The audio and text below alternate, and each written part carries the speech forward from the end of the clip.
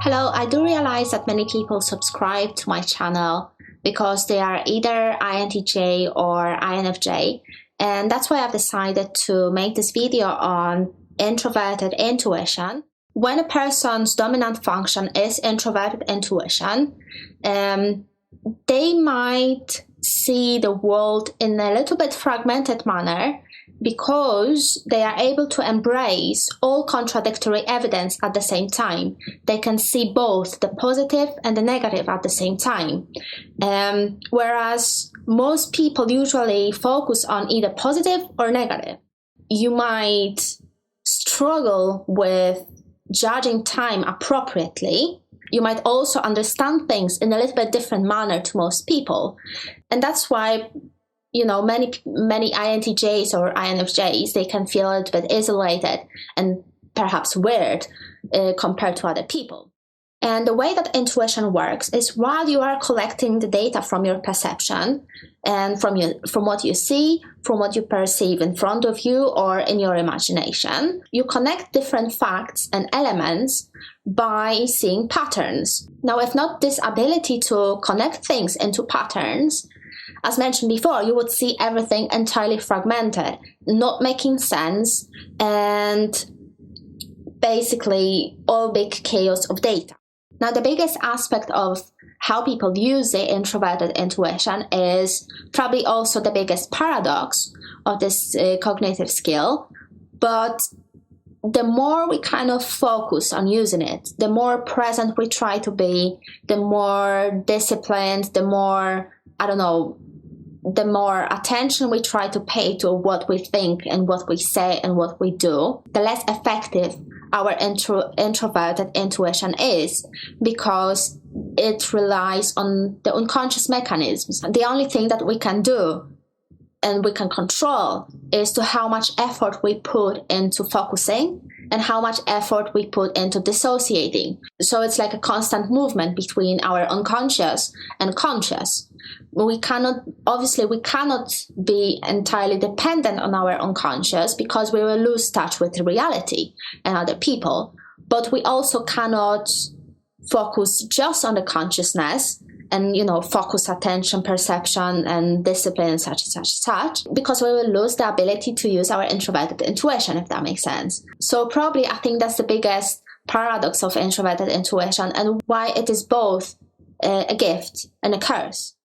Now, despite the fact that people with dominant introverted intuition, they can be quite intelligent, but it's not the same type of intelligence that other people are using. So as an example, you might have INTJ, and on another side, you might have ISTJ. They might arrive at the same conclusion, but the chances are that INTJ will be much quicker than ISTJ, because for ISTJ to arrive at this conclusion, they will need to apply, logic and analytical skills, such as, A plus B plus C equals D, etc., etc. They need to go through this process in order to understand it. Whereas INTJs or INFJs, they don't have this filter on their perception. They take all the data, and by using this intuition, they connect these facts. Now, the key difference between people with introverted intuition and other people in other functions is that if you imagine that most people, they usually reason about the world in the manner as what appears to them in this particular moment, as well as what happened in the past. Now, in contrast, people with introverted intuition, they are a little bit above all this.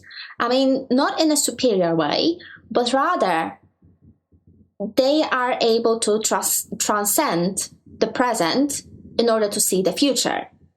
So because of this ability to see the future, not like a prophet or some mystic, although perhaps many people call them like this, but again, because of not having this filter on their perception, they can see various possibilities and probabilities occurring in the future.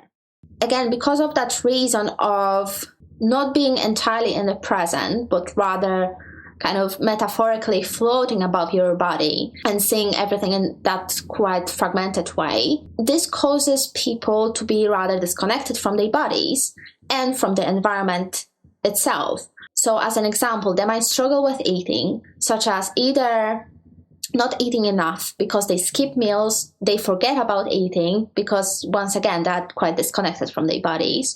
Or if they are in their shadow, they might engage in kind of binge eating. They might eat too much, not realizing how much is too much. Because of not feeling entirely connected to one's body, they might also have trouble with maintaining proper sleeping patterns. They might change their sleeping patterns. They might either sleep too much or too little. Once again, because their thought processes are kind of floating above the practical level. They are not all the time here with us, if that makes sense. Another thing that I've noticed is, from my own experience and how I behave, and from what I observed in other INTJs and INFJs, is that we tend to kind of space out, if that makes sense, in the middle of the conversation. And it's not like we are losing the meaning of the conversation or the interest in the conversation itself, but it's actually that the more we focus on the conversation, the less we know what to say. Because introverted intuition belongs to the unconscious realm. We rely on our unconscious in order to be able to communicate with the outside world, which sounds kind of ridiculous, but that's how it works. Although it might appear as making a person a little bit insane or weird, it does not equal insanity or mental illness, because don't forget that each type has also supporting functions which prevent a person from falling into that insanity of introverted intuition. And in both types, the supporting function is the rational function, which is the extroverted thinking in INTJs, which helps them to reason about the world in, strict, logical and analytical manner. And you have extroverted feeling in INFJs, which helps them to, understand other people and connect to others in quite a rational way. So thank you very much for watching.